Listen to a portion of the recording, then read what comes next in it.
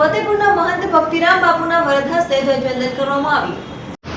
અમરેલીની જાણીતી શૈક્ષણિક સંસ્થા વિદ્યાસભા સંકુલમાં 80મા સ્વતંત્રતા પર્વની ભવ્ય અને ઉલ્લાસપૂર્વકની ઉજવણી કરવામાં આવી હતી. આ પ્રસંગે ફતેપુરના મહંત ભક્તિરામ બાપુના વરદ હસ્તે સંસ્થાના ફાઉન્ડર વસંતભાઈ ગજરાની ઉપસ્થિતિમાં ધ્વજવંદન કરવામાં આવ્યું હતું. આ પ્રસંગે રમતગમત અને અન્ય પ્રવૃત્તિઓમાં શાનદાર પ્રદર્શન કરનાર વિદ્યાર્થીઓનું સન્માન કરવામાં આવ્યું હતું.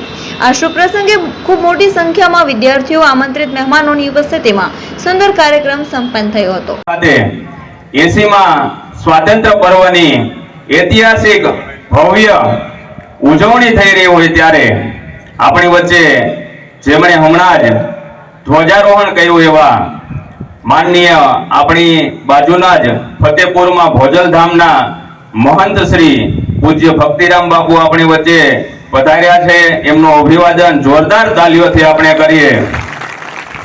ભક્તિરામ બાપુ વર્ષોથી જે આપણે જલારામ બાપુને ઓળખીએ છીએ, એમના ગુરુ ભોજલરામ બાપા, એમનું જે પૂજ્ય સ્થાન છે ત્યાં વર્ષોથી સેવા આપે છે.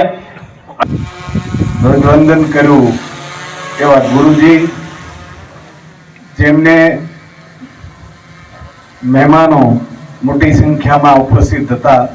દિનેશભાઈથી માંડી વસંતભાઈ મોવલિયા, તેમજ ટ્રસ્ટીગણો M.K. સાવલિયા.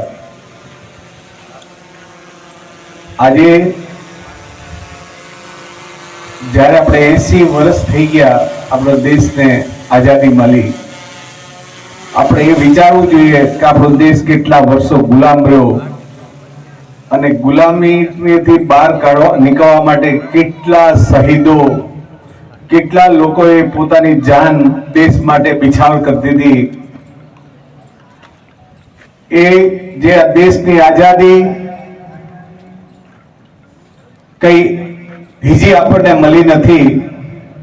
લાખો લોકો આ દેશ માટે, આઝાદી માટે વર્ષો સુધી સંઘર્ષ કર્યું, પોતાના જીવનને બલિદાન આપ્યું.